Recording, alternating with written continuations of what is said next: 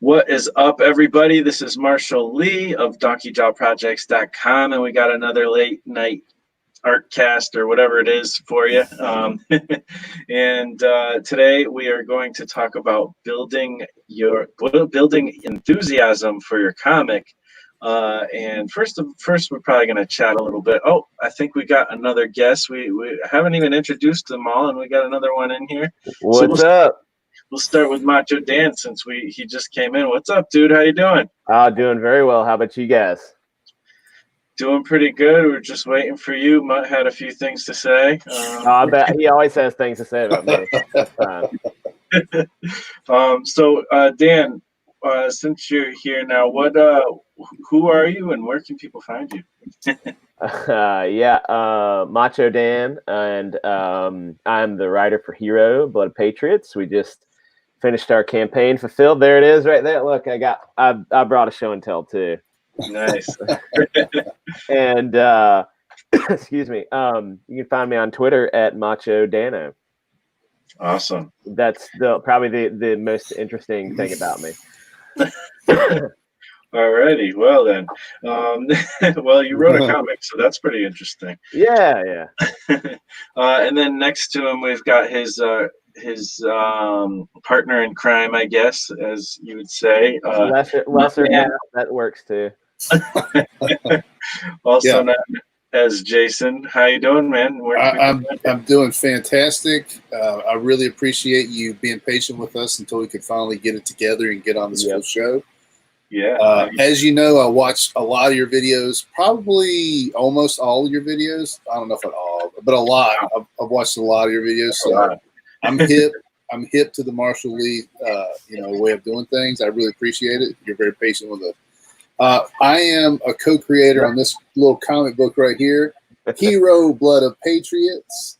The guy over here wrote it and I drew it, and this is the final result. This is our very first comic book project, and I love holding it up and showing how it's real because it was on screen for so long, and here it is. Yeah, absolutely. That's so cool. And then we also have a fan favorite, Mrs. Shell. Did I say that right? Last time I said it wrong. Mrs. Shell Presto. How you doing, Shell? Where can people find you? Today. You can find me at heroicadventurefiction.com or ascensionepoch.com. Heroic Adventure Fiction is where you go if you want to read some of our stories for free.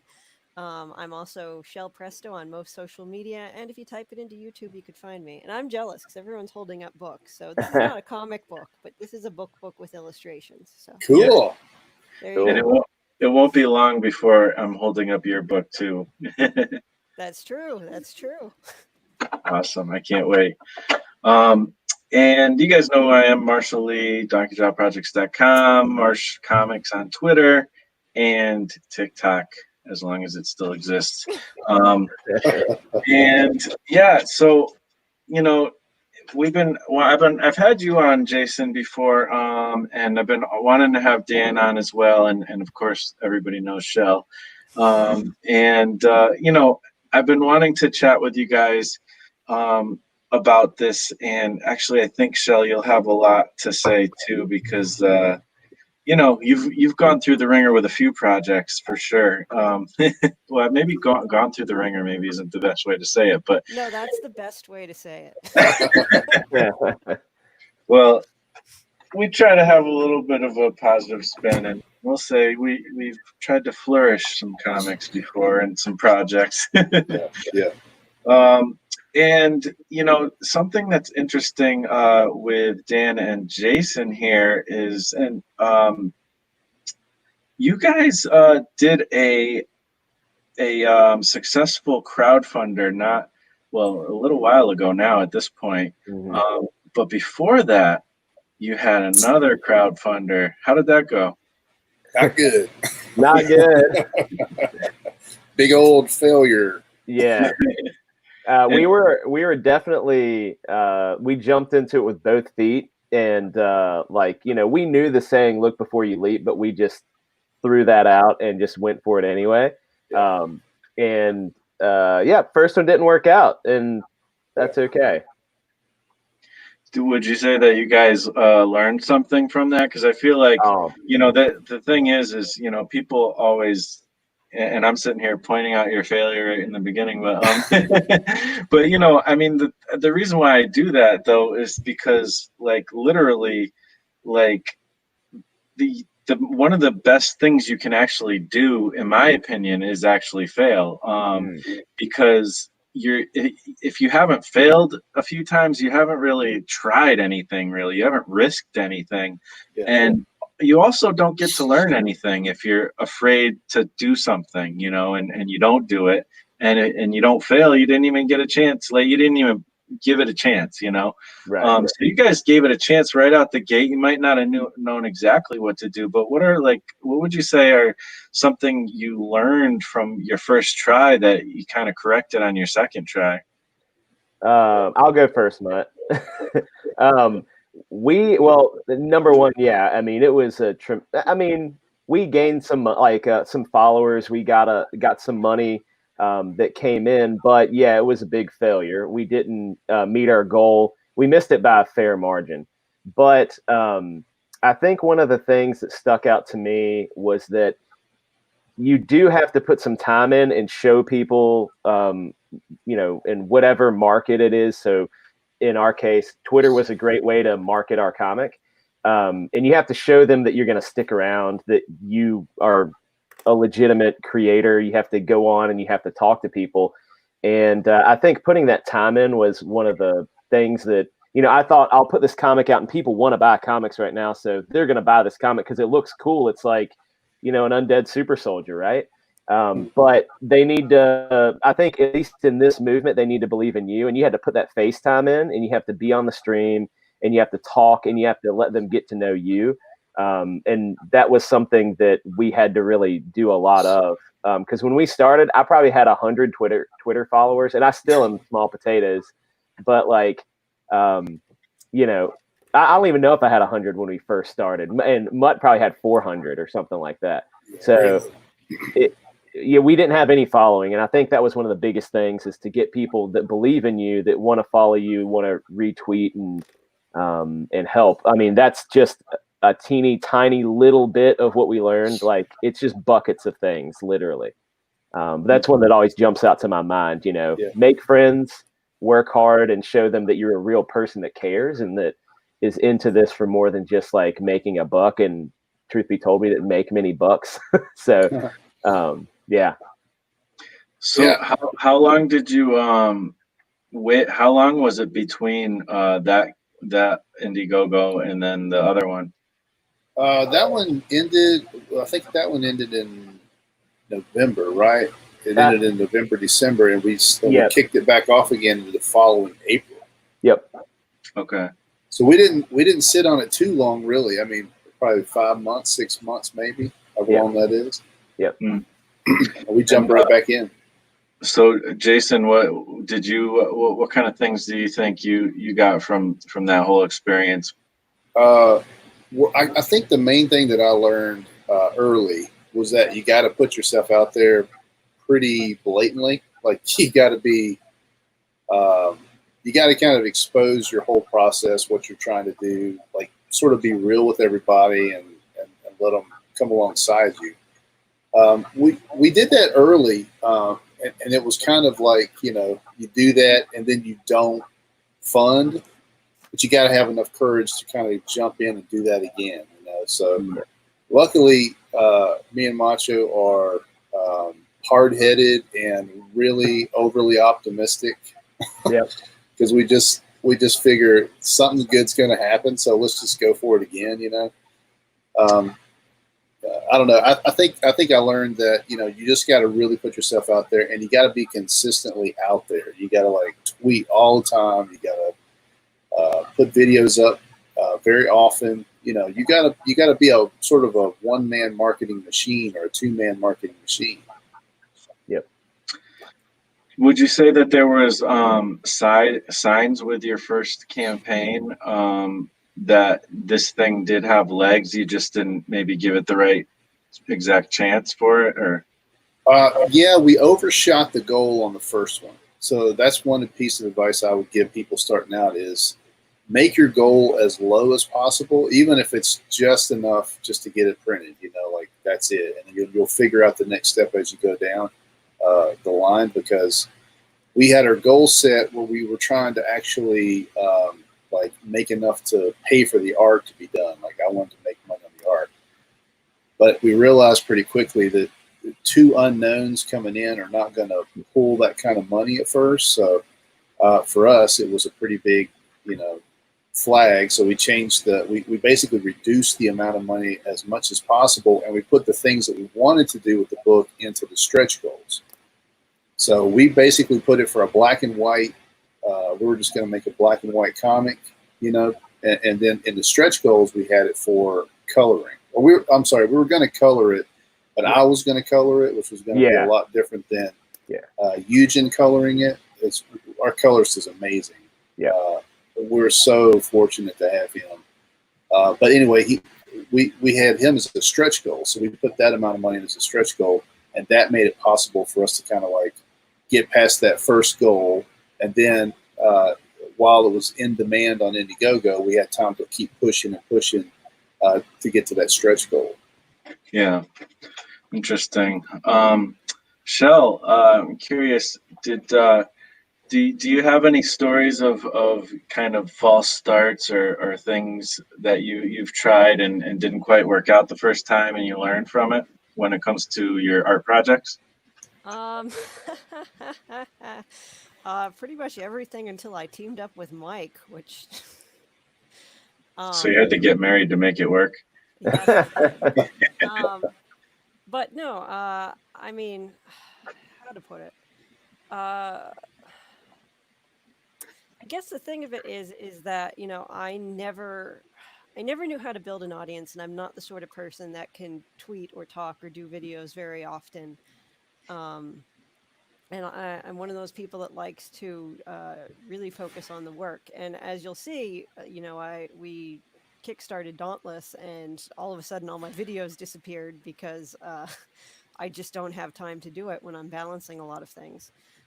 So we really did a slow build. I mean, we did the getting a table at a con, very slowly building up an audience, and a lot of the people that backed Dauntless especially are people that like we've just met sort of organically on social media, on RPG groups and stuff like that. So it's kind of like a slow and a friendly build for us. We don't have a lot of Twitter followers. We don't even have a lot of followers on MeWe or anything. Facebook is useless for actually reaching your followers. I think for us, once we got started with our projects, it was more just a very, very slow and steady thing, because we just did our first successful Kickstarter this year, but we've been doing cons for probably 7 years now. So wow, man. I just but before that, I don't know, it feels like and it's very weird with doing the Kickstarter because you think, oh, you don't have that many followers or something, and sometimes you go on Kickstarter and it doesn't work out. But about half of the people that backed our Kickstarter, we don't know. So sometimes Kickstarter itself is a way to grow a fan base. That's something we're thinking about actually potentially doing too, is a second chance campaign, because we, over ordered our first campaign with books, got as many as we could, and to be able to go to cons and things like that. And we thought this might be a way, to give. We've gotten a lot of emails, a lot of DMs about people that want a comic, so we're hoping to give that as a chance for people to back us again if they did before they want another copy, or for people that missed it to get it, or for new people to find us. Seems like a good way to grow your fan base for sure. So here's a question too. Would you do it on the exact same platform, or because you did it Indiegogo first, right? Right. I don't know. We've talked about it. We thought about trying Kickstarter. There's a lot of opinions about everything. And so, we're going to think about those, pros and cons of each, and kind of decide. We don't have a hard decision at this point, I don't think. Yeah, I'm really curious about the Kickstarter market being so different from the Indiegogo market, because it seems that there's two different customer types there for some reason, which I find interesting. So I would love to try the Kickstarter model out and see how it goes. One thing I don't like about it is that people can, it's like you're putting a marker in there and then you pay when it comes time to do the project. Mm-hmm. Which is different from Indiegogo. In Indiegogo, they pay when they back, and so you sort of like get the money committed right then. They can refund at any time up to the launch of the project, right. The ending of the campaign. But the money's there. So I know in Kickstarter, one of the reasons I didn't go with it at the beginning was because number one, people can not send the money even though they've even though they've committed. And then also that you don't have a storefront that stays up after the funding is over. Mm-hmm. So I think that probably, if you're asking me which is a superior product, I think just from the research I've done, I could say that Indiegogo is a superior product, but Kickstarter might have the market, a bigger part of the market for us to try out that we should. So this is kind of a perfect opportunity for us to try it, because we've got the book sitting here, we've got the product here. So we could even do a very limited Kickstarter just to kind of try the model out and see how it works. Yeah, I've seen a lot of people do like 10-day or like 15-day Kickstarters, because it's enough time for people to see that you're going to do it, get their money together, back the book. And you don't have to like leave it out there for 3 months or whatever it's going to be. Yeah.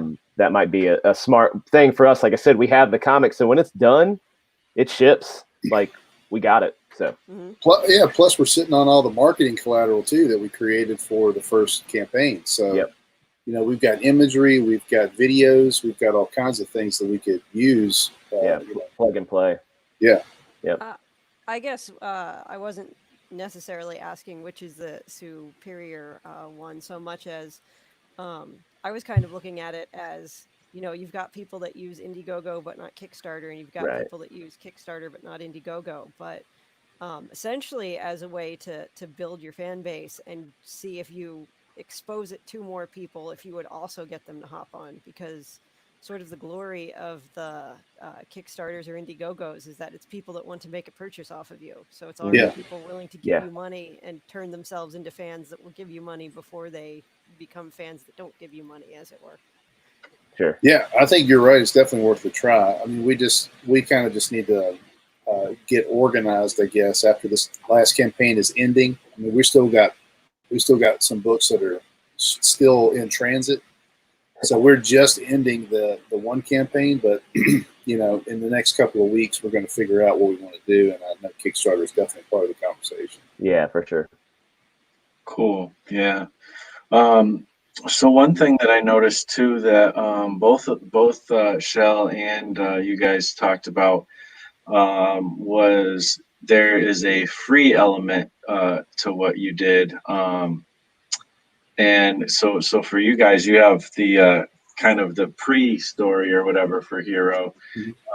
And Shell, they have a lot of their stories up online for free as well.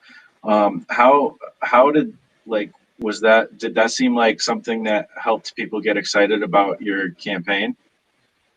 You can get Mutt. Yeah, either. Yeah. It definitely helped.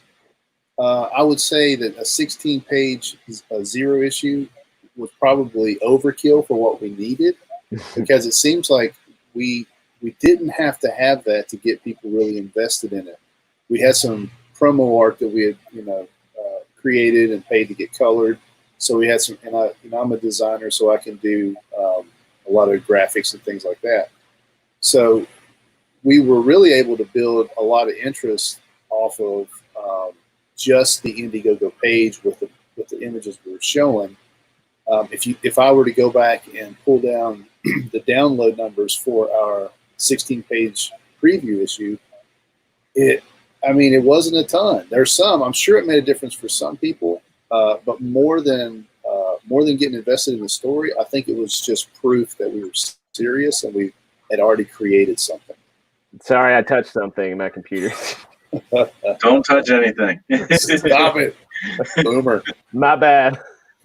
Well, I feel like even when it's almost like even just the gesture of offering something for free, like Yeah. even that I think can help a campaign. You know, that Yeah. it's like, wow, you know, they're willing to make something. I mean, especially a lot of the people who support some of these things also create, so they kind of know, like, wow, they created this whole thing just to be a free promo thing or a prelude thing or whatever. So that in and of itself, but even just the idea of giving away a comic for free, I think it's actually pretty darn smart.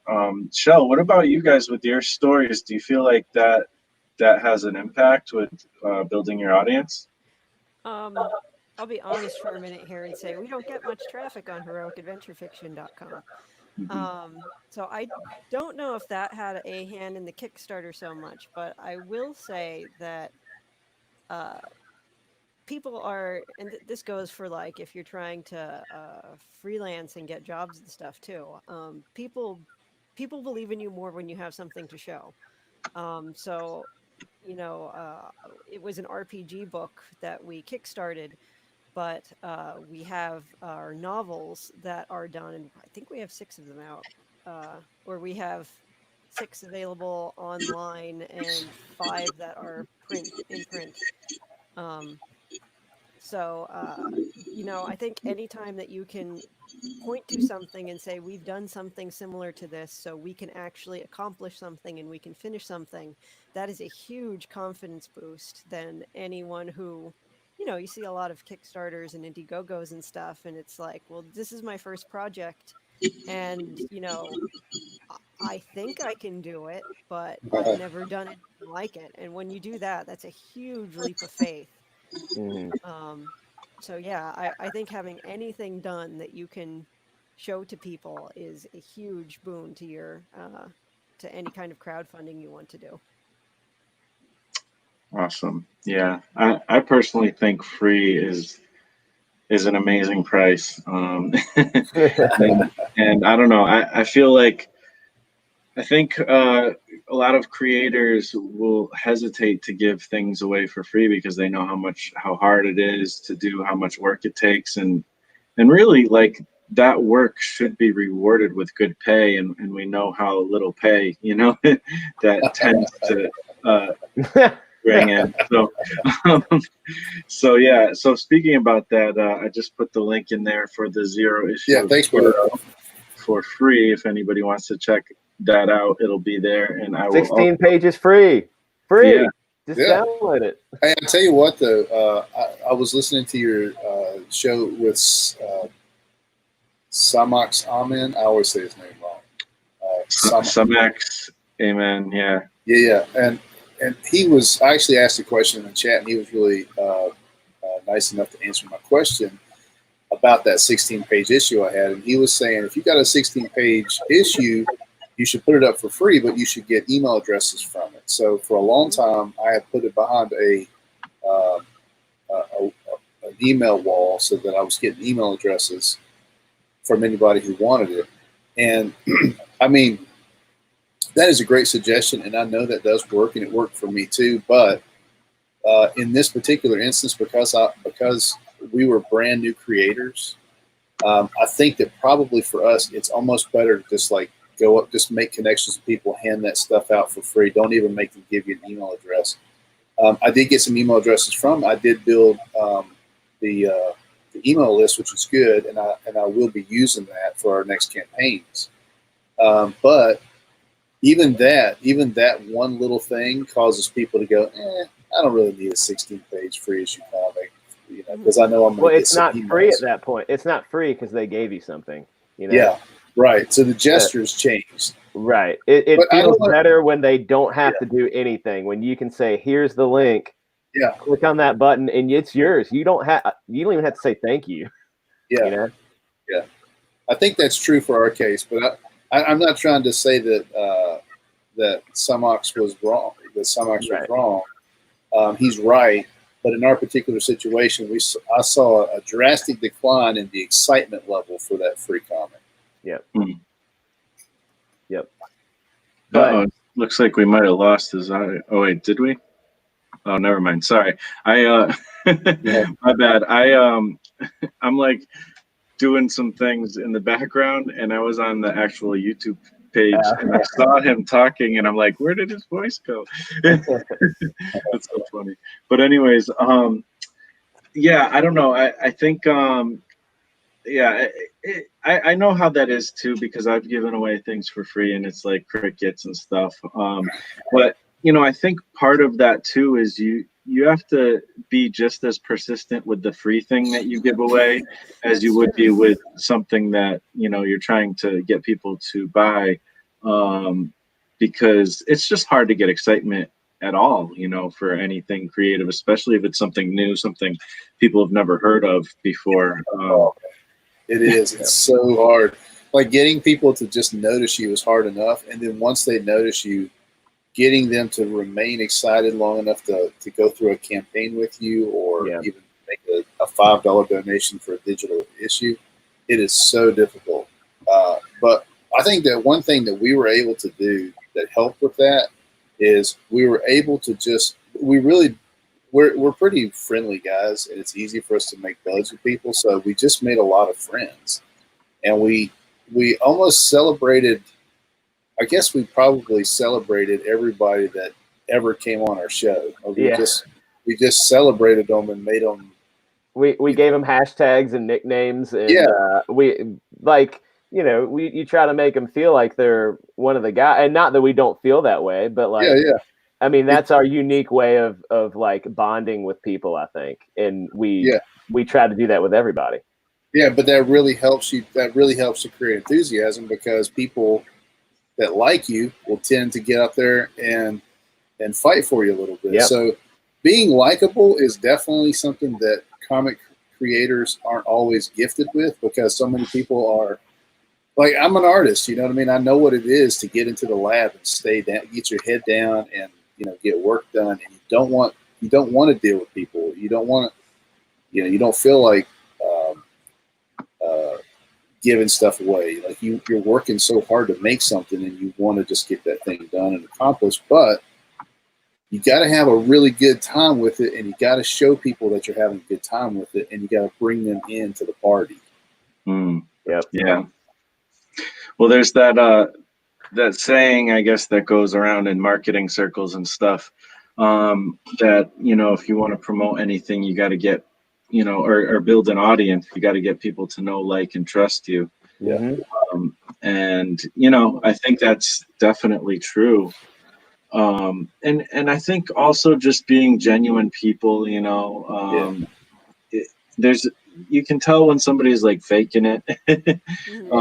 And, there's no reason why you shouldn't be grateful that anybody notices anything you do. I mean, I think that's another strength. That's another good thing of failing, because when you fail, I mean, I didn't really talk about my experiences necessarily with that, but I feel like mine came, the ones that I really learned from especially came when I was trying to promote music and stuff. And the thing about failing is, like, when you put something out there and you're like, oh man, I spent all this time on this, people are going to like it. I mean, it's so cool. Like, I think I did a good job, blah, blah, blah.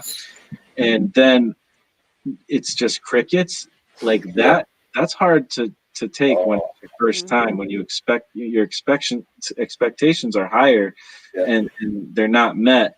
And that actually gives you kind of a superpower, because it causes you to realize, what, there's nobody has any, it's not anybody's responsibility to like my thing. Like, that's not, I have to like help get them to like it. I have to create excitement somehow.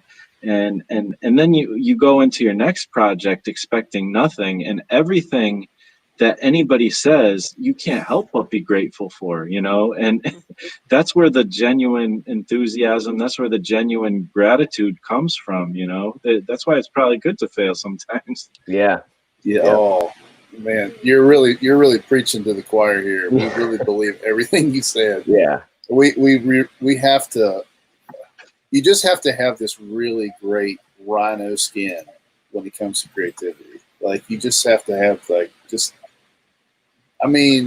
just can't worry about if people are going. You got to make it happen, right? Like, that's one thing that you're saying that's really resonating with me. Is you just got to make it happen. People will not care. No one cares. Yeah. Nobody gives a crap about your comic book, your music, your poetry, your whatever, whatever you're making. Nobody gives a crap about it. You have to care about it enough to make it a reality. That's the number one fuel you got to have, is that you have to love it enough to do it for free. And then I think that the money starts to come later. I mean, I haven't seen that yet. I'm saying that on faith because I believe that one of these days, somebody's going to say, I'll pay you to make a comic book. And I'm going to be like, yippee! And I'll start making it the next 5 minutes after they say it. Nice. Now, what were some, because I remember when you were doing your campaign, not super clearly, but I do remember you had a few different things that you did to kind of include the audience, I think, like when you were doing your campaign. What were some of those things? Because I think that kind of stuff helps too. Are you talking about like perk wise, or? I think it was in the perks. I mean, it also, that's the thing. Seeing you guys do your campaign, especially the second one, you're right. Like, you guys were both very kind of social about it, and you talked to the people who were into it, which is such a different thing, because I watch a lot of people, and I just don't see that often. So, but there were some things within the perks, right? I'm curious. Well, I know that, like, we had some big ones. One was be a villain in the comic, and we had a gentleman that backed us on the first campaign. We absolutely, when we failed on that one, he had that money ready. He saved it until we relaunched. He was backer number 1 on the second campaign. Yeah. He dropped a lot of money to be part of that book, and and we've received private, emails and stuff since then, and he's thrilled with what he got, so we're thrilled. But basically, we weren't just making a villain and putting his face on it. We gave him the opportunity to be part of the creative process. And we had an idea of where we wanted things to go and what we needed it to be, but we let him put his own kind of spin and feel on the character that he's paying this money to be. And ultimately, it came out like for the better. It was great that he was a part of it. Like, we're thrilled with how it came out and what he was able to give us for it. And so that was really cool, because he got to be a part of the book, not just because he put money in it, he wanted his face on there. He got to literally give some creative feedback and stuff like that. Obviously, we're not going to let him have full reign. We had direction we're going, and so it worked out really well. We also had people that were paying to get knocked out. Yeah. That was Mutt's favorite. Yeah, my favorite. Is we had people like literally pay to get knocked out or they're killed. sending me pictures like this, like, and I got to draw that with them getting. I love that. That was so much fun. Yeah, and so that was great. And then well, one thing you're leaving out, and I don't know if you're leaving it out on purpose, because I was waiting for you to do this. You still owe it, and you're a scoundrel and a sneak, and you're gonna have to do it. I'm gonna have to do it. I know. He owes like about, I don't know how many, all the OBs. It's like 20 or something. All right, 25. So our original. So okay, one thing we did was we made in the original campaign, right? We took all of those backers, and there was about 50, and we gave them all first dibs on a secret perk called the OB, the secret OB perk. We call our original backers OBs. So it was a really great deal, free shipping, couple of comics, a ton of swag, for a low price. And a bunch of them jumped on that, and we wanted to make sure that we brought that original crew over to let them know, like, okay, you backed this, that meant you believe in us, So, and we were thinking if we could get like, 20% of our original crew, that would really help out. But man, they came in strong. Like we made a good deal for them. But more than that, they were just into the fact that we had kind of labeled them as OBs. I saw Abe Sapien in the chat. He was talking about being part of HIRO Corps. That kind of came out of the fan base, the HIRO Corps, So, and it's kind of a play on words because he's a dead guy and it's Corps looks like corpse. So it was kind of a cool play on words. And people got into that. We made badges. We made sweet swag with badges. And we made stickers for HIRO Corps. And it was fun. But what Mocho is not telling you is that he promised all the OBs that he would do a special virtual high five video for each one of them. Yeah. So he's gonna have to pay up. Yeah, I know. I gotta do those. I was thinking about it the other day. And so basically this was on the first campaign. I said, anybody who backs us, I'm gonna do personally a virtual high five. So that failed, and so I responded with the OB. So I guess like probably around 25 people. I've got to think of original virtual high fives if they're on Twitter or whatever. I'm gonna do those things, but I have slightly been procrastinating a little bit because it is a lot of work to think of 25 original things to do like that. So we'll see. But that's another thing. That was a kind of interactive part of it. I don't know if it's one of my better ideas or not. Probably not, but I just can't wait to see it. It's gonna be fun to watch. It's gonna be good. After this video, go on Twitter and make 20 videos. You gotta do it. Just make it happen. You gotta do it. I mean, he knows he has to do it. He's just procrastinating. Yeah, that's true. I wonder, did you plan on doing it on YouTube or on you could probably do little videos on Twitter or something. What I'll probably do is realistically, I'm just going to say, I won't call out real names. The thing I've also been thinking about is how do I do this and be sensitive with backer information? Because some people are fine with their real names and they do not care, but I do not want to say a real name if somebody doesn't want that out there. And so I gotta figure out how I'm going to do that. I'll probably email, and then the ones that I know personally or are friends of mine on Twitter, I will tag them in a Twitter post. But I do owe it to all of them. They're going to get it. I'm a man of my word. I'm going to take care of it. In fact, there was a stretch goal on our campaign that if we got to, was it $6,800? That I would grow a handlebar mustache.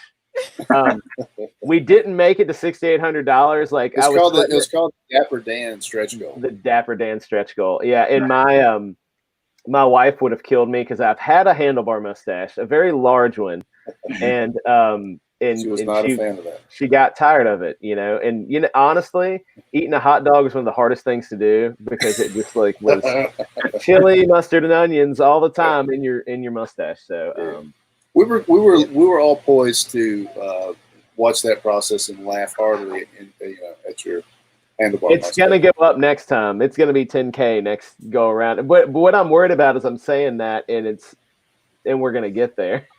Oh, we are. We're going to get there. HIRO 2, handlebar mustache, Dapper Dan stretch goal. You heard it here first. You've heard it here first. That's right. Hey, I was going to say one thing else that we did that really built enthusiasm during the process was fan art. What I've been amazed by is how many people were interested in drawing our character. That's something I was not prepared for. And people really were like, hey, do you mind if I draw a picture of you? I'm like, what are you talking? Of course I don't mind. That'd be amazing. And so I think that one thing that our enthusiasm brought out was people knew that if they drew a picture of HIRO, that we would get all cranked up about it. Yeah. Because we genuinely are amazed that people actually want to draw our character. Mm-hmm. And so I'm telling you, the fan art was just immense. We just got tons and tons. We made a contest out of it. Look at that John Dillard art right there. Yep, and then on the bottom here, Bjorn He's a good guy. Peter Cothe and Jason Robinson. These are top-notch artists. Absolutely. Like that one of Dillard's. Like, I don't want to make his head any bigger if he sees this later, but and if you speak his name, he'll appear. I guarantee you he'll be in the chat. The last like 3 minutes will be here. But the man can draw. It's incredible. Yeah, and what we did was we just said, okay, if people are going to draw them, we're just going to make a contest, and we just put it out there that we'll print your art on the book. You know, we didn't know if it was going to be the inside cover or outside cover, but I was so blown away by the art. I made it the outside back cover because these artists deserve to have some spotlight on them. They're really good. Yeah, absolutely. Shell, I'm curious, have you guys done anything, I'm sure you have with your Kickstarter and stuff, to kind of include your, I mean, you actually have it all set up in an interesting way so you can. Have you guys included your audience kind of in either the creative process or just even like kind of some of these kind of promotional things that kind of build that enthusiasm? I'll answer that question in 1 second, but I did want to say one thing on the giving things away free from earlier. Sure. Give me one second here. Okay. I'm trying to tweet this out too. I forgot to tweet. If anybody's out there, feel free to tweet out this link because it's a fun conversation. Yeah. Victor, but he was being a little loud there for a second. But what I was going to say about the giving away things free, I think we all have that friend that doesn't say pay for movies. Like they love Star Wars, but they only downloaded the latest Star Wars movies or something like that. And well, how can giving something away free possibly benefit you? But there are people that don't pay for things, and they love them anyway. And you know, if you have a friend that say downloads movies or something, but they don't shut up about the property, that person talking about your book, your comic, whatever they got for free, like that's still free advertising for you. So yeah, you know, and the other thing is the people around that person still do something like, you know, buy them, you know, t-shirts or new books when they come out or something like that. So it's absolutely not a sink to give something away for free if that gets you some.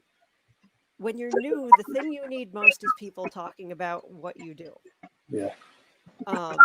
So yeah, when no one knows you and no one, I mean, it's the big question of why would someone give you any money at all if they don't know what you're doing. So Right. I think putting something out there for free eventually helps.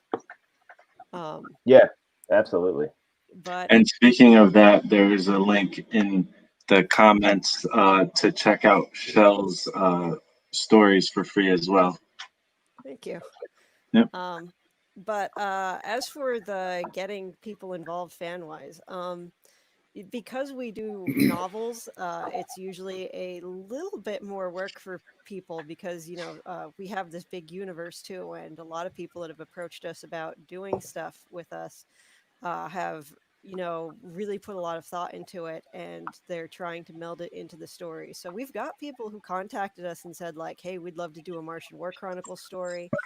And you know, they're working on it. It takes a while to do, but yeah, we've had people that, you know, it may be included in a book, it may just be a link somewhere, depending on that, but we've gotten some enthusiasm that way. The other thing is that you know, I'm a poor starving artist, but my husband has a real job, so we when we go to cons and stuff like that, you know, we like supporting our friends and and whatnot. So, you know, we've commissioned people to do artwork for us, and then we've used that in books. We've made connections that way. And then sometimes you make friends and they do crazy things like you know, back the highest tier on your Kickstarter. It's Oh, like, yeah. I'm supposed to be giving you money for artwork type thing. But yeah, you make connections that way, and the fun thing about it is that, and I think we've said this in another video, because we release all of our stuff Creative Commons Attribution Share Alike. So with us, it's like you can even sell fan art and stories you do set in the Ascension Epoch, so long as you credit us and you release your stuff under the same license. So the fun part about it is that, you know, when you ask someone to do a commission for you or something, they get really enthused because they like the idea of just, you know, making something very shareable. So, you know, I can't say we've gotten a lot of straight up fan art, but we're also very small at this point still, I think. But the people that we've commissioned and stuff, they've been very enthused about contributing. Yeah, that's awesome. And one thing too that I notice actually with all three of you, and it's something that's tough for us as artists. I know I have a hard time with it. And I'm trying to do this too. Is I noticed that you you admit your own enthusiasm for your projects, and you also share confidence about your projects. You don't kind of beat around the bush and say, "Hey, well, you know, if you happen to look my way and would like to maybe think about a comic, if you like comics, I don't know, you might like this, but you probably don't, but still, like, would you like to try at least like reading this free thing I have?" Like, you can't do that. Like, and I noticed, Shell, that you definitely put forth that like confidence in like your videos, and same with you guys. You guys think that's an important aspect to it? Yeah, you got to believe in what you're selling, 100%. And we believe that we're selling, you know, pure, unadulterated action, fun, capital FUN comics. And if you don't agree with us, then you know, get the heck out, because that's what it is. Nice.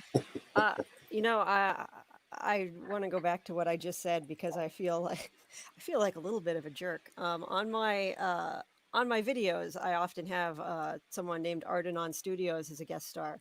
And Ardenon Studios has been doing a lot of fan art for people, and he found us because we were authors. And he's actually, this has worked out beautifully for us. He's actually done 2 major illustrations for our next book for free as fan art. Wow, wow, that's cool. And he's a better artist than I am. He was actually semi-pro back in the days, so so that was an awesome fan art experience that I forgot about. But the other thing is with being enthusiastic about your work, and Mutt and Dan have said it themselves about, you know, essentially you have to get in people's faces about even giving away free stuff. You have to show that kind of passion. I wish someone had a video of me chasing down people at conventions. I do too. Well, the thing of it is, when you do conventions, and hopefully when conventions start back up again after all of this craziness, because a lot of them shut down for this year. And Dan, maybe this will help you, but we make flyers. We do mostly novels that are illustrated. So we have part of a chapter on a flyer front and back, and we have an illustration on the front and back.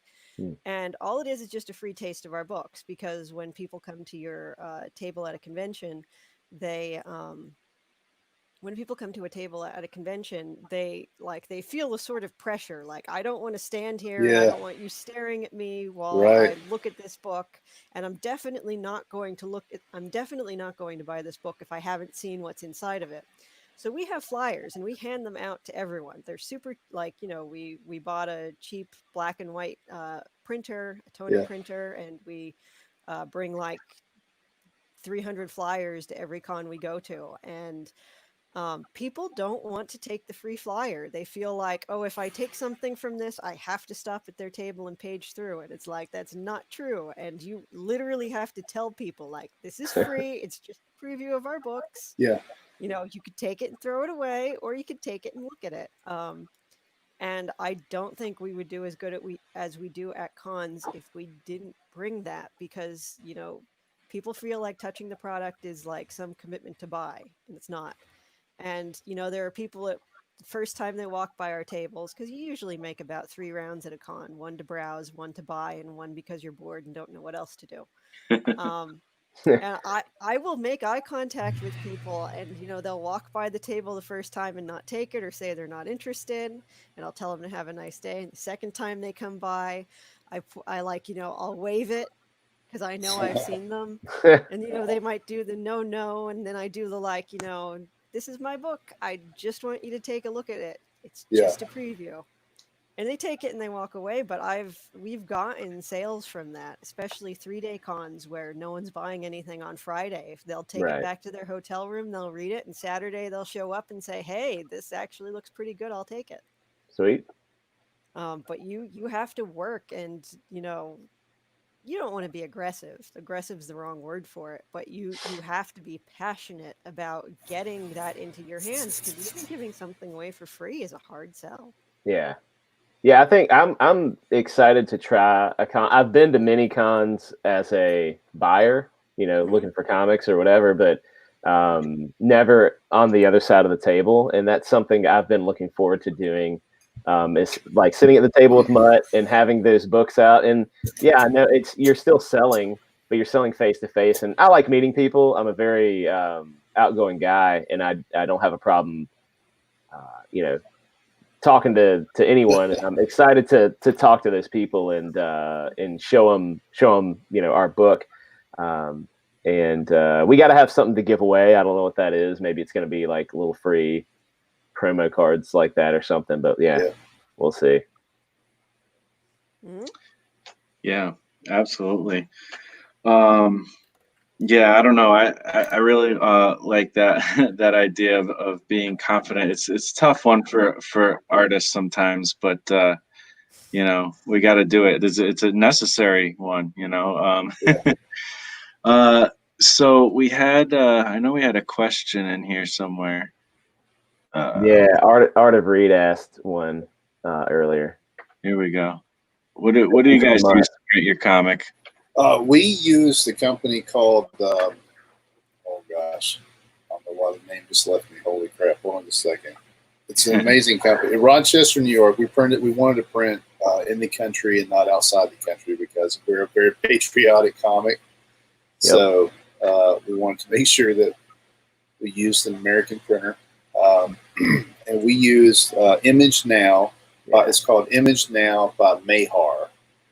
It's actually it's a little sub company within a larger printing company that focuses on comics and other kind of like short run digital printing. I can't even remember who suggested them or how I came. I wish I could give credit to this because this guy has been amazing to work with. And for our first comic, I felt like we hit a home run with our printer, a diamond in the rough guy. Yeah. So definitely, if you want to get a good price and have good customer service, look for Image Now by Mayhar. And I'm going to go ahead and grab the link and put it in the chat for people too. The quality of the book, like, so when Mutt got the books, he texted me. He said, "Are you at work right now? Can I come by?" And so he drives by, jumps out and hands me a stack and packaged very professionally. And I got his lovely wife videoed me opening them up. And I got, I ripped it open and pulled them out. And like the quality of the book that we got is so good. Like I cannot tell you, that company, I'm so impressed with it. And Mutt did all the hard work and he formatted everything and he did all he chose all the stuff, but like we got the sheen on the book. I keep going the wrong way. It's an aqueous coat on the. It's so good. Title and then on the atomic elbows. On the atomic elbow, yeah, right down here. But it's so good. The print quality, the page quality is. I don't want to show too much on it. Well, I guess we can do spoiler free part, but like the pages are just. I mean, they're glossy. They're just like anything in any high-end comic you're going to pick up. Like that's what it feels like. And so it felt really good to get that, and to not only get it American made, it was even better. And we double and triple and quadrupled down on that. Literally everything we sent out to our backers was all made in America. So the patch, the dog tags, the stickers, the comic, all the posters, everything was all made in America, and that was kind of cool to do for a patriotic book. We needed to kind of do that. Yeah, look at that patch, quality, all thread. That's the real thing, baby. That is a good patch. Look at that. Well, I thought that was a pretty cool touch. Yeah. How can I show this without showing the last page? We put right there. We put a tribute in the back. We're real deal patriots, man. We're patriotic dudes. We're not like, crazy or far right or anything like that. We're just regular guys who love our country and appreciate, what the folks, the armed forces volunteers have done for us. You know what I mean? Yeah. So we appreciate it, and we wanted this to be a big part of the first story that we created. And it feels good, man. It feels really good. Like, especially right now, it's kind of that's not really the thing to be. A lot of people don't feel very patriotic right now. And I don't know, like, what our comic is. If I don't know how it would do in certain markets, because of that. But that's who we are. We're going to be us. And people don't want to support a couple of patriotic dudes that love to make comic books, then that's their problem. Yeah. But that's what we're going to make because that's what we like. Yeah. Well, I think there's a lot more people who feel similarly to you than is apparent, these days. Yeah. But one thing I think that's interesting, just to get on a little tangent, is that kind of thing is not something we see in any medium, movies, stories, novels, and not in comics either. And that's the exact place where that kind of passion, you need to see some of that stuff, some different viewpoints. I mean, the issues that we're seeing is a lot of kind of censorship on free speech these days. And, you don't have to put out anything nobody's trying to put out anything hateful. Like, just put out something cool and entertaining, capital FUN fun, like you were saying, like, and there's nothing wrong with that. And it's like, you put that out there and, it's just it's refreshing, to have just that right there instead of something that is trying to hit you with some kind of political thing, Right. And I don't think it's political to just appreciate the people who have died for our country, and things like that. So we're close to the same age, but I'm a little bit older than Mocho. Yeah, you can be honest. I mean, you're a lot older. I'm like, what, a few months older. And back in my day, back in the 80s, like, there was a bunch of cool movies where, like Rambo, and like it was cool to be an American fighting against, evil commies. You know what I mean? And so, like, I'd look back on that with a lot of fondness from being a kid during that era. And I love the tough guy, the Arnold Schwarzenegger. I love the 80s action movies and 90s action movies. And man, like, there's so much fun in those movies that you don't get nowadays. Like, I still like new action movies, and every time some new war movie comes on Netflix, I'll check it out. But most of the time, there's a factor of fun that's missing, And I think that part of the heart of that is the patriotism that goes into it being fun, like thinking that you're fighting for what's right and not that you're just out here in some ambiguous moral conundrum doing the best you can, like thinking, no, I'm fighting for freedom, like G.I. Joe, man. I'm out here doing the best I can and to beat these bad guys. Yep. I like to break it down and I think that we did a good job of making it pretty simple in that way. Mm-hmm. Yeah, it's good stuff. And there was something else I wanted to jump on, and I'm trying to think of what it was, but you know what it was is this one, another thing that I noticed with your, not even your campaign, but you were consistent with putting out imagery from the kind of the process as you were making it after the fact. So it's like, this is something, not only is it good to kind of foster that enthusiasm, but also to maintain it, to keep it to the point where, like, you're talking about like doing another Kickstarter, like some people it feels like they missed out. I know I'm one of those people. I mean, I didn't have the money to pay for, I could only do like the digital download when you were doing the campaign, but now I'm able to actually contribute. So I kept like knocking on your guys' door every time you first posted something. I'm like, Yep. when it comes out, please, if there's any extras, please let me buy one. Like, Yeah.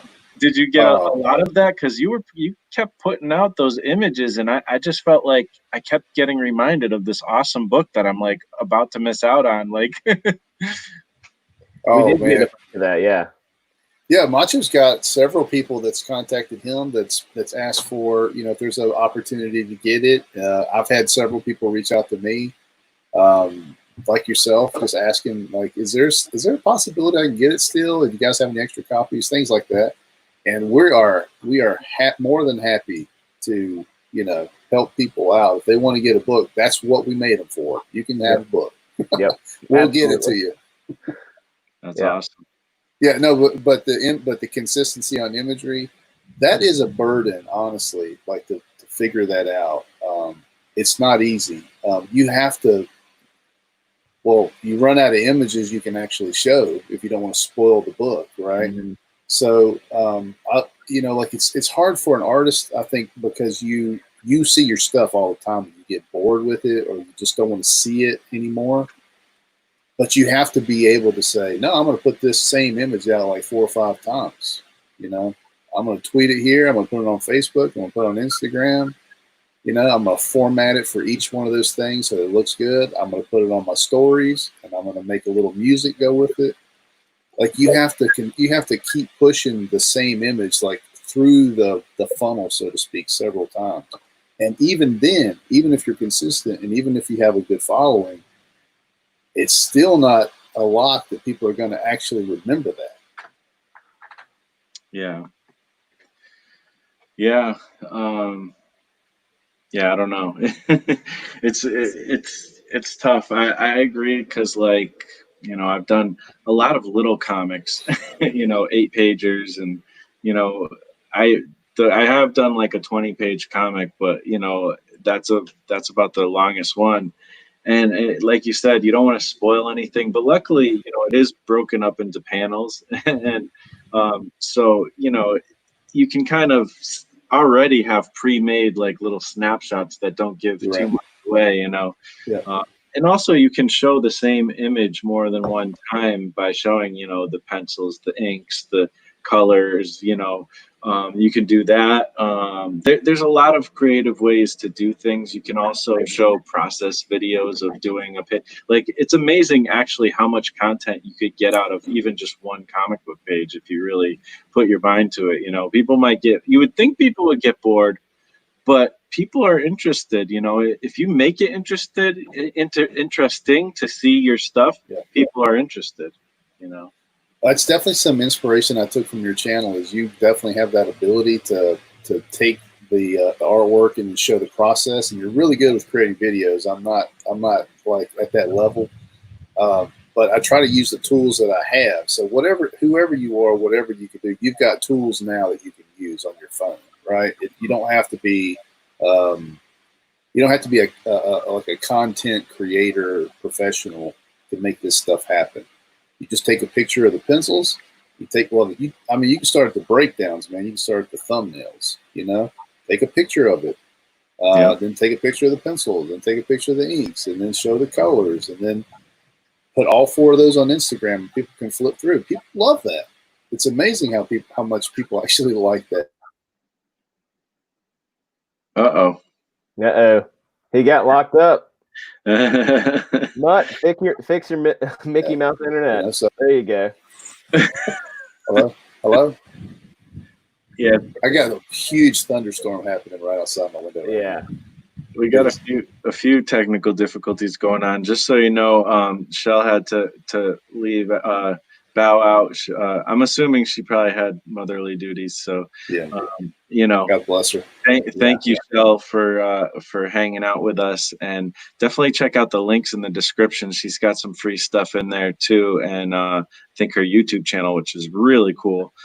She's got a lot of great videos, and so I also wanted to just briefly also get into what are you guys' plans? You know, coming up after this, or I think you mentioned a HIRO 2, or do you have any other projects? I actually think I saw Dan posting something about a special project too.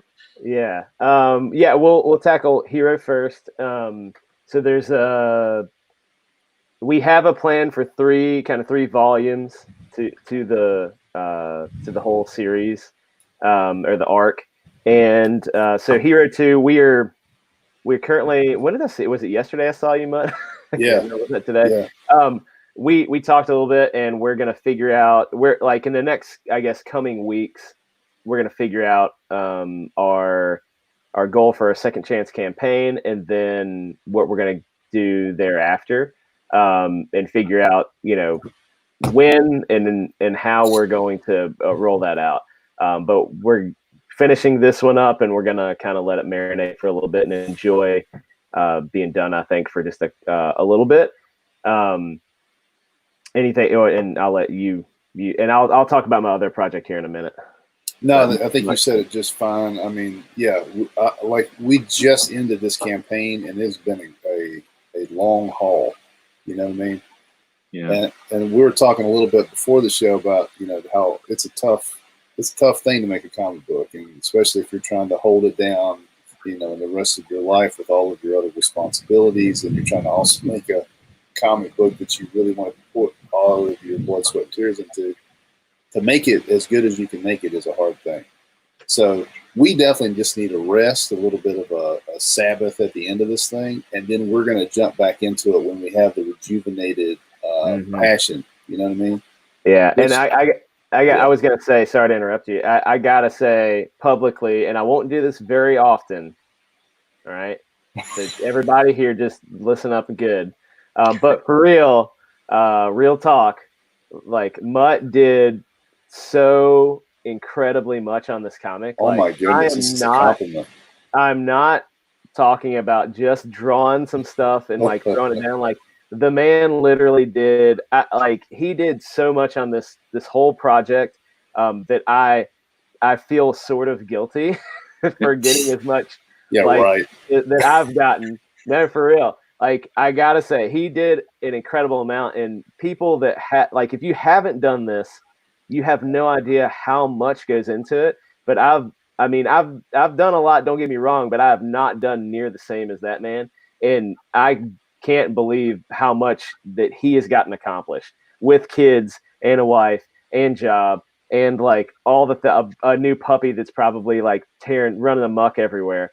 So like, if you get into this and you do this, like, little piece of advice, you need to do it. Don't get a puppy. Don't have kids. No, I'm just playing. But do it with somebody you trust and will have your back the whole time and will do the work, because a lot of people don't, and they get it mixed up with somebody online that draws real good but doesn't deliver. And so, like, this is, I will never say another nice thing about you again. This is it. But well done, Mutt. I just got to say that publicly. I'm going to give you a little. Now, that's so nice. That's the nicest you've ever been. I appreciate that. No, I appreciate that. Here's the thing. Like you're saying, you got to have the right people you're working with. Yeah. And you got to have somebody that inspires you. Macho is an extremely inspiring guy. He knows how to get people excited. And his new project, which is called Lunch. Can I just set it up for you? Tell it, yeah. His new project is called Lunch Meat. Now, here's how this project came about. He got on this guy's, Tyler Carpenter has a show, Draw and Talk, and he did a contest, basically, which was just this really sort of like high-end creative exercise, which was come up with a story within a genre, right? So he would throw a genre out, and then Dan and a bunch of other contestants would have to come up with a story off the cuff based on that genre. And before he went in, Macho says, "You watch me. I'm going to blow this one up." I pointed to the fences. He's pointing to the fences. He said, "I'm going to shoot the J and I'm going to kill it." And I'm like, "Okay, man, let's see what you can do, hotshot." So he goes in there and sure enough goes all the way through, like 8 or 9 contestants, gets to the very end and wins it. Wow. So the contest was super cool because he got a certain stipend, a certain amount of money for making the story that he came up with on the show. So the story was called Lunch Meat. It's about a zombie apocalypse. I'll let you say it. You know that. Okay. All right. So I'll read you the pitch because that's the easiest way. And you can take it's the pitch. So and I'll tell you what our ideas for it are afterwards. But the pitch is: when the zombie apocalypse happened, Ted always thought it would be a mutated virus or a street drug gone wrong. But the downfall of the human race started from a bad batch of baloney, and it's all Ted's fault. So that is the pitch for the book, for the comic. It's a 4-page, like, little mini comic. I had a incredible artist, like, absolutely. If you do not follow him on Twitter, you've got to follow him. His name's Trusty Sidekick. The man is, like, his art is incredible. Yeah. And he agreed to do it for a very low, I could not pay him what he was worth, but he did it. I don't know how. He was being very nice. He was being very nice. He thinks I'm special or something, probably, but he got it. He did it. And then friends just are offering things. Mutt consulted on, I had a lot of questions about things. You know, I would always pitch him ideas because he's kind of like my sounding board for stuff. And he'll be honest with me and say, no, it's a bad idea. So I got approval from story from him. And then Cal Jameson, who is a writer of Sasquatch, yep. Who's incredible. And Graveyard Shift Volume 2. He did that as well, among other things. Lettered it for me, and he did an incredible job. And then actually Tyler Carpenter himself is going to finish it off and do some colors for me. And I'm going to release it. It'll be released free eventually, but we're going to see if Peter Samedi and Alterna want to put it in, like it came out on a Wednesday or something. So we're going to do that first. And then it'll be out there. And it's a really funny little story. And who knows, maybe people will want to read more of it about Ted and Coop and his girlfriend Tina, and see what happens. Tina, the HR lady. I love it. Tina from HR, yeah. That sounds like a blast for sure. Yeah. So, and as far as here, like, obviously you said you're kind of holding off with HIRO. Did you guys have any other things you were planning on maybe getting into one of these days with, like, a different story, or you pretty much focused on HIRO? I have a book of bad ideas that I give. It's like that thick. I like and we've been kind of on hiatus a little bit, so I've been writing them down and just not telling them, just saving them up for a extra special stream. I'm just gonna throw them at you. But I have a book of bad ideas that I pitch to Mutt every now and then, and every once in a while he'll be like, "Yeah, that one's okay. That other one, that's not gonna work." He's being modest. He's got some really cool story ideas that any one of them could be a really fun comic. So we'll see. There's lots of, and of course I've got my own potential. Yeah, I've got my own stories that I've had for years and years and years that I'm thinking about publishing. But it's hard to get off of. It's hard to get off the HIRO train and sidestep over to something else for me. I may be too focused in that way, but like, I'll take a break, and then eventually I'm going to get right back into that world. And I'm probably going to churn through that until we get through book 3. And then after that, I'll probably try something else. Do you have all 3 books written already? No. We're like, they're all sketched out. The stories are there. The story is sketched out, but we don't have the script. It's not detailed. Yeah. And the script's not done, and it's not detailed. And it's like, it's gonna be. We have a story we need to tell, and we need to get it out there. But we want to make sure we do it right, and we work probably a little bit different than a lot of teams do. I've always said, like, I'm a terrible writer, and I'm a terrible writer in some ways. I mean that I don't physically write well. I like hammer the keyboard. I don't put punctuation or grammar. I literally write how I talk.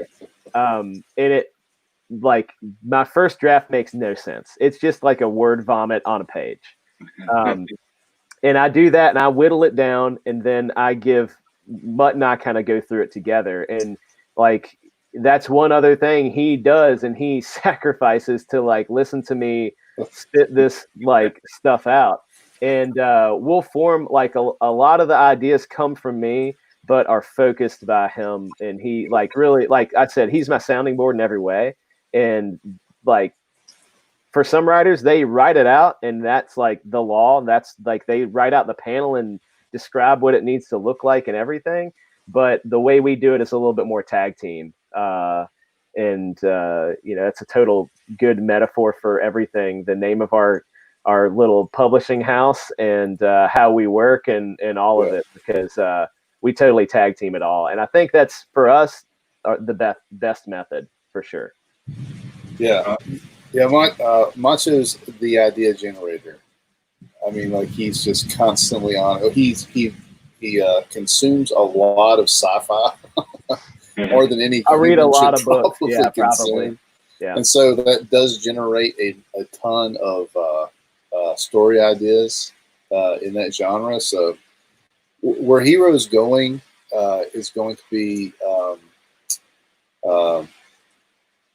I'm trying to think of a better description, but it's going to be kind of metal in a sense. Like, it's just going to be that's a good word. Heavy metal. It's going, Dark Horse Comics. It's going, 2000 AD. You know, it's in that vein of 80s action comics, and it's just going to be wild, crazy, and fun. And so the ideas are all sketched out. We know the ending. We know what's going to happen.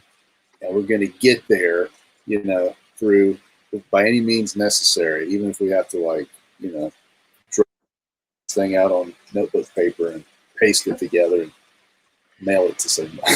Yeah, somebody's going to get it. Somebody's going to get it. Yeah.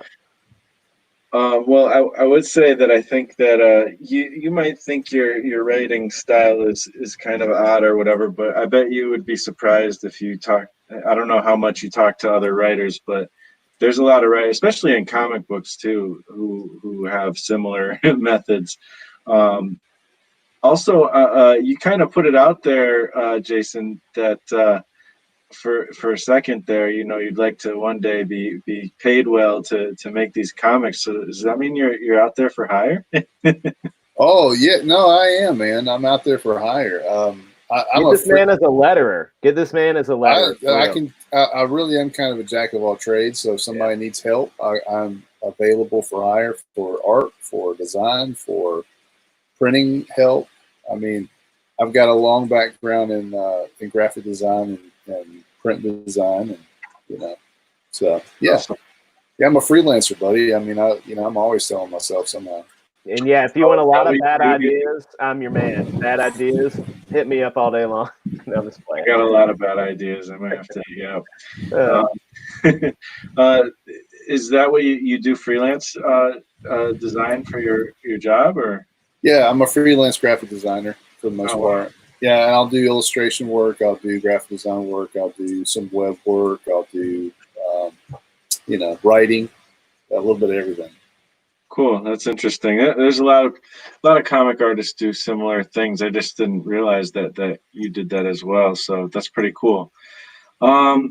So that being said, I think we had a show here. Yeah, buddy.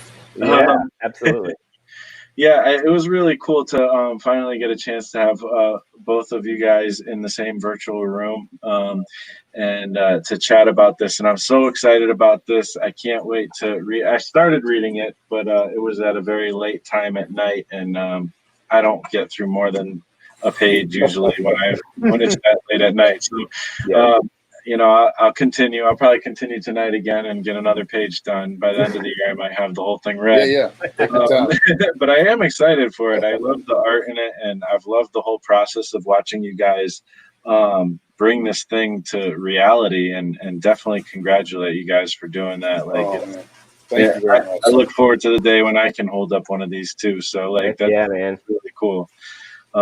So other than that, once again, there's a lot of links in the description now. There was some in the comments as well. But you know, you can definitely find them in the description. But before we leave, Dan, where can people find you online? Yeah, best place to find me is on Twitter at Mocho Dano. I'm also on Instagram. Honestly, I just looked the other day and forgot that I had that, and I haven't posted a whole lot. But you can find me under the same name there, Macho Dano. And like I said, we've been on a little bit of a hiatus, like kind of relaxing a little bit, but we're going to get back into it. I'll probably be more active on Twitter and trying to boost up other people's projects and things like that. We got a lot of good friends making comics out there, so that's where you can get me at. Awesome.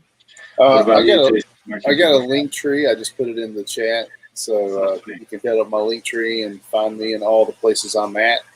I'm on everything, man.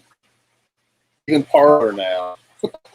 Where can people find you on Twitter? Because I know you guys hang out there a lot. At Mutt Man 75. Awesome. Yeah. And you guys know where you can find me, DonkeyJawProjects.com, Marsh Comics on Twitter and TikTok. And other than that, once again, thank you guys for coming on. Thank you, everybody in the chat. I see a lot of new faces, probably from Dan and Jason's crew. So thanks for coming and hanging out with us. And everybody else, you know, who's watching on the replay, thank you as well. And we're gonna sign out here. So have a great night, everybody. See you guys.